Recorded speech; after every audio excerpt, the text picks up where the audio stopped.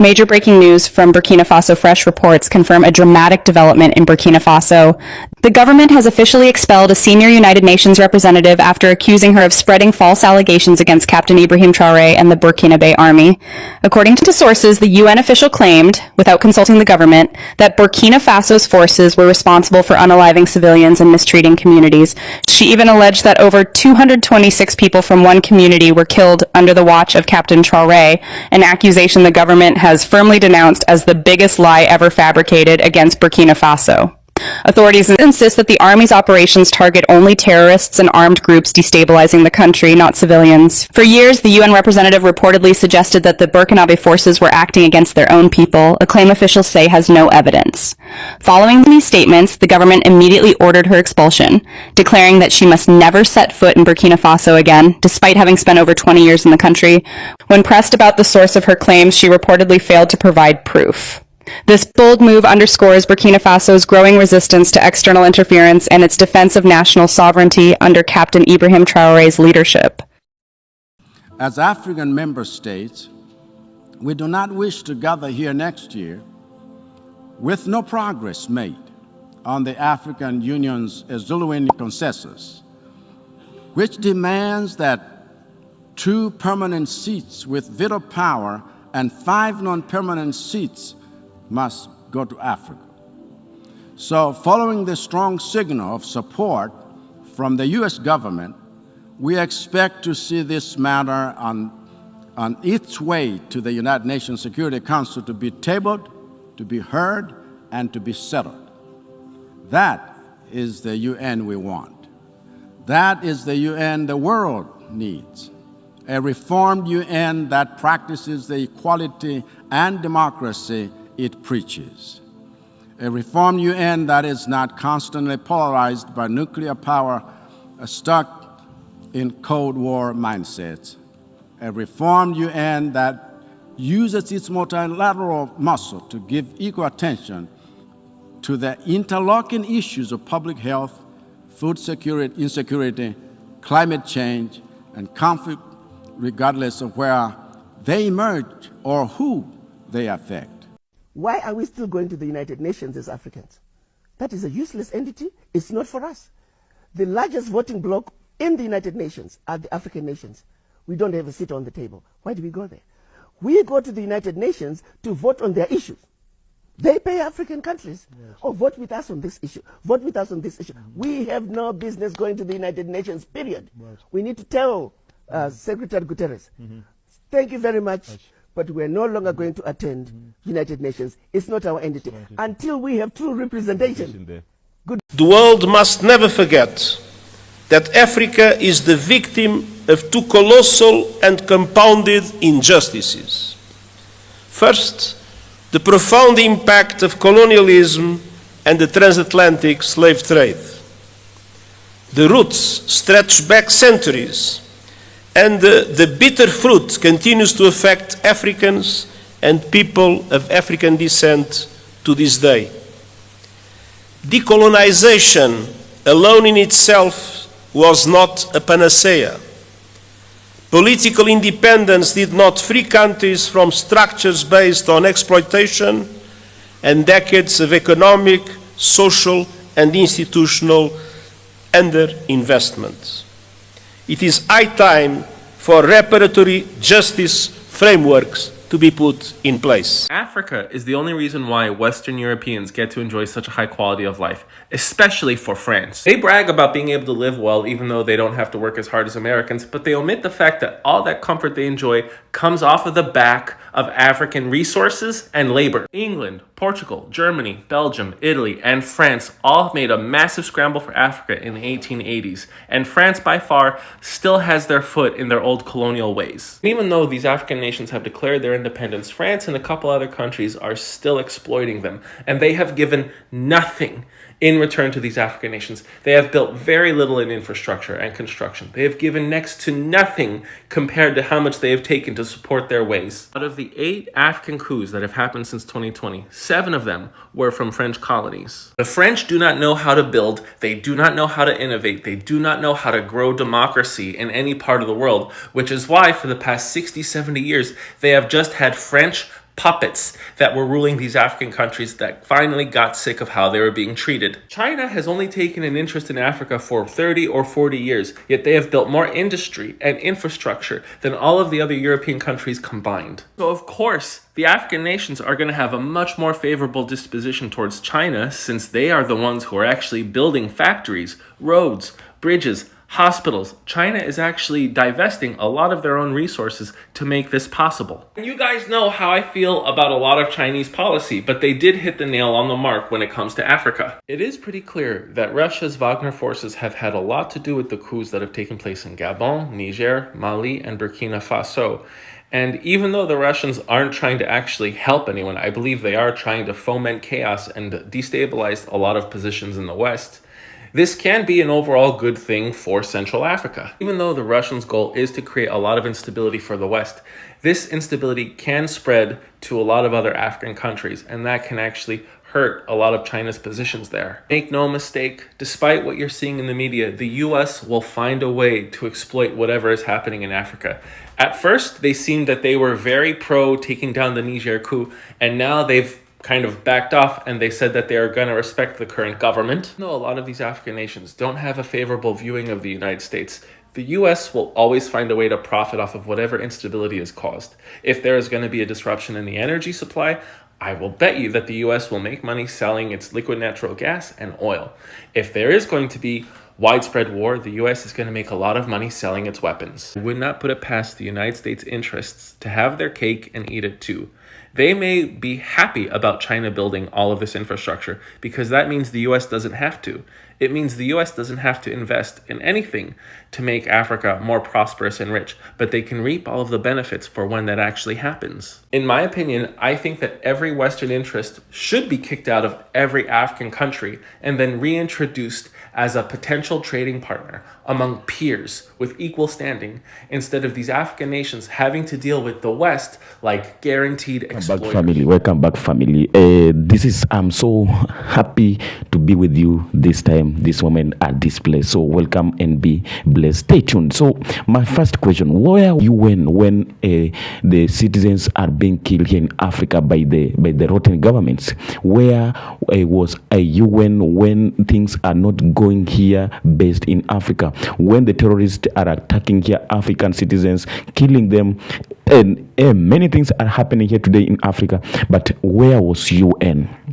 So first of all, I support everything that is happening in Burkina Faso. For Ibrahim Traore, captain, coming out and say that he don't want to associate with these people because they're doing nothing in this country, but all that they are doing some things that can only destroy this country. So this decision, I support it 100%, and I believe that many Africans are supporting this.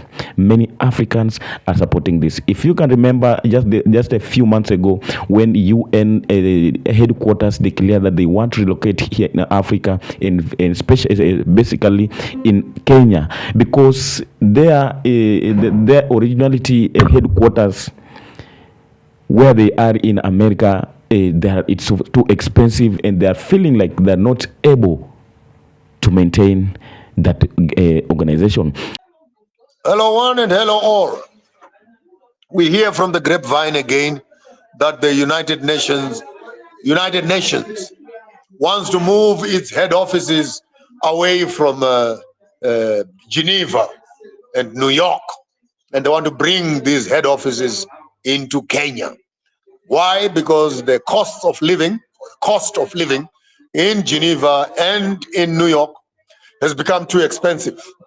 And Kenya offers them a brilliant opportunity of moving those head offices into the African soil. Wow, what an interesting time to be alive, where Americans can't afford their lives in America, where the Europeans can't afford their lives in Europe. They're saying New York is too expensive, Geneva is too expensive. Let us go to Kenya where it will be cheaper. So we're coming to Africa because it is cheaper to live here. Few requirements for you before you move your offices here to the United Nations. and you want your head offices to be in Kenya. We want full control over the United Nations. So my question was, why that Africans only are being given buildings, being given, they just come and install their buildings here, but Africans are not being given opportunities, being given power to these institutions.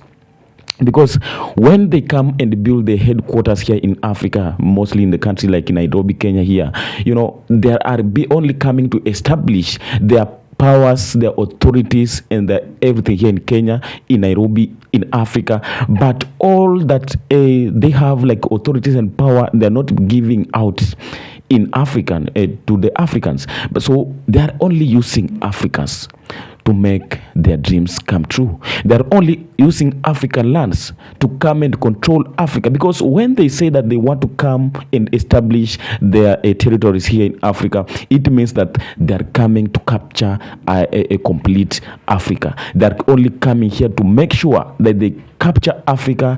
Everything that Africa do, they must know and they must supervise everything that's being done here in Africa. So as African member states, we do not wish to gather here next year with no progress made on the African Union's Zuluan consensus, which demands that 2 permanent seats with veto power and 5 non-permanent seats must go to Africa. So, following the strong signal of support from the U.S. government, we expect to see this matter on its way to the United Nations Security Council to be tabled, to be heard, and to be settled. That is the UN we want. That is the UN the world needs. A reformed UN that practices the equality and democracy it preaches. It has come to the point where now Africa has to be respected. It has come to the point where now Africans has to make their own decisions. It has come to the point where now Africans has to make their own policies, but not only always depending and relying the people's or the foreign policies. When you come to get, let me first show you this clip, and then we'll come and react at the end of it. Do you know that only 5 countries of this world hold meaningful power in the UN Security Council? None of them is African. More than half of the world's population is not represented in the UN Security Council. It is neither democratic, it is not representative, it is not transparent, it is not accountable.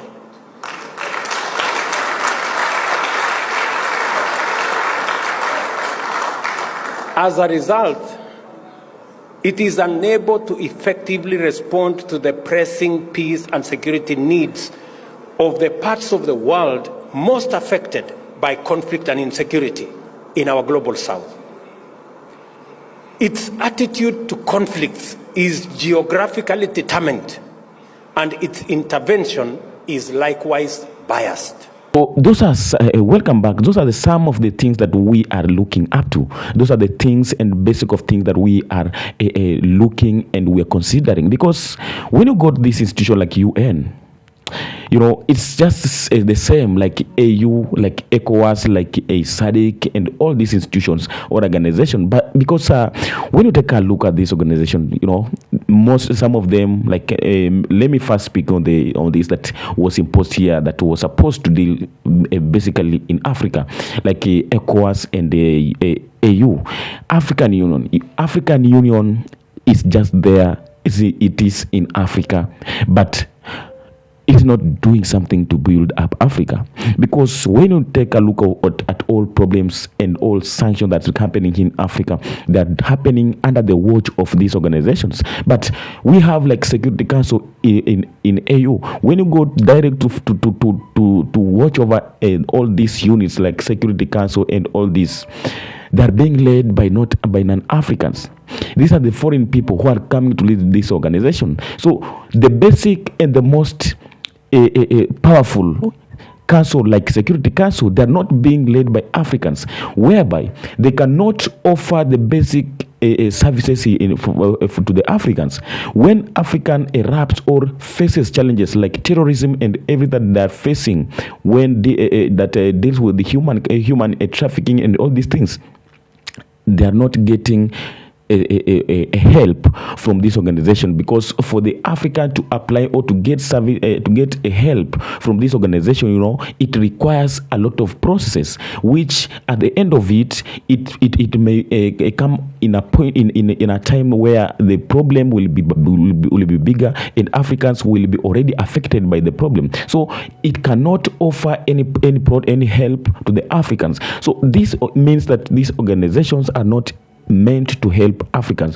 So when we see maybe Africans coming to resist this organization, then these are the best decision that Africans we have to accept, to support, because now Africans are feeling like all that has been happening here in Africa, they've been never enjoying or benefiting from anything, but all that they have been coming here to do is all that they are doing that only benefits them and benefits anything that they are concerned. Why are we still going to the United Nations as Africans? That is a useless entity. It's not for us. The largest voting bloc in the United Nations are the African nations. We don't have a seat on the table. Why do we go there? We go to the United Nations to vote on their issues. They pay African countries. Yes. Oh, vote with us on this issue. Vote with us on this issue. Mm-hmm. We have no business going to the United Nations, period. Right. We need to tell Secretary Guterres, thank you very much, but we're no longer going to attend United Nations. It's not our entity. Until we have true representation. All that has happened in Burkina Faso, we have consequences. When we take a look at the consequences, because how comes that like BBC and all international medias can report a false news? How can they expose the false reports? Because this lady that has been expelled from Burkina Faso, he was spreading lies against the government. Even if this government is a coup government, but it is the one which is still in the power. It's the one still holding authority in this government. So they're the one to decide and to make policies of this country. So even if you come and start to make statements or lie against this government, then it means that you're fighting this government indirectly. This lady, it's not the first time he has been having conflicts or quarrels against the government of Burkina Faso. But the other time they just forgave her. And now it's like he's repeating the same mistakes. If, investors are the one who make up or who build up economy of the country. So when you can come out and start to spread things that can maybe threat or can make these investors not to be comfortable to come in this country and put their investment, they build up their companies and everything, that maybe it's building up economy and maybe giving out empowerment to the youth, giving up employment, and now you come and start to make statements that are against their wills, then it means that these people cannot come and invest this country. So they are, if you can come and say that in some few years to come, then there will be war, there might be crisis, or there might be something which is not good in this country. Then it means, one, you might be knowing all that is happening, or you might be amongst the people who are plotting everything that's happening in this country in negative way. So these statements or these false accusation, these false stories that's being spread, and it's not only spreading in Burkina Faso, but when it comes out, and the people who are reporting this are foreigners. This is one of the superiors in UN and in African countries. So whenever they say something, it comes out in an authoritative way. It comes out in a positive way, and it is being spread and being pushed out. So many people are getting this information. So this is very bad. This is something that nobody can come and support, because you are fighting these people. You are the one supporting all that is happening in a negative way in this country. So we cannot at this time allow the people who are coming to destroy Africa in either way. We cannot, as Africans, we cannot continue allowing or watching over people coming out, and what they're doing to Africa is not something that can build up, but all they're doing is some things that can only destroy Africa. So all that has happened, Burkina Faso and Ibrahim Traore has boldly, he started to send away all troops of France. He started to cut off any relationship by French powers, and now US is the one who is coming to fight against Ibrahim Traore and Burkina Faso and the Sahel region at in large. But all that he's doing, he's coming out boldly, fearlessly, and he's not ready to associate or entertain anybody who is coming to fight him back. Anybody who is coming to make his name to be seen as something, all this that are trying to mean. So we support all that's happening in that country, because this organization has been there since 1970s, but a lot has happened here in Africa, like genocides, massacres, massive killings. The politicians the citizens are facing, are being killed by the rotten governments, but they are doing nothing. They are not coming out to address anything. They are here in Africa. We believe that they are here to solve the issues and problems that face Africa. But all that has been happening, they never show any interest to come and help, to come even to just to address or to do anything. But whenever something happens which favors them, then they can come out and expose it, push it, and make it a big deal. So if they are not here to help, if they are not here to bring any solution, if they are not here to do anything that can help Africans, then there's no need of them being here in Africa. That's why we are here to support, and will continue supporting anything that Ibrahim Traore is doing, because he is doing something only in favor of Africans. He's only doing things for the interest of the Africans. That's why Africans are not keeping silence. That's why they are not in silence. They are breaking their silence, and they are raising their voice, because all that's being done by these leaders is the only things that can help them, and that's why they're here to speak each and every day and condemn and everything that's coming against, which is not for the interest of Africans, but all that they are coming to do is destroy us, to make us separate, to make us divide, to install hatred, to make Africa not unite. All these things that are happening in a negative way will always come here each and every day to expose it and make people to understand what really Africa is about and what Africans need. All that Africans want today is about freedom, independence, and unity, but nothing else. So if these organizations are not there to help, they are not needed here in Africa. They are not welcomed here in African soil. Everyone has to stay on his land and build up their lands. That's what we are doing. I will not take much of your time. If you just tell me what to have in the comment section, because these are not a surprise, because all that's happening today has happened some many years ago. All that's being done today, they are just being repeated. So we are not surprised of all that is coming out, because there is nothing new. All that is happening, there are some of them, and many of it has happened many years ago. So we will continue speaking about this, because Africans have used to this. That's why they are not being shaken by these few things. So just tell me to have the comment section, speak out your view. So let's meet in the comment section and know what you really think about these issues. What do you think? What do you have to say? And we will continue discussing about this. Thank you for your time, and come back next time as we do this each and every day. Every time, just speak out your views. Until next time, we do the same. Thank you very much, and be blessed.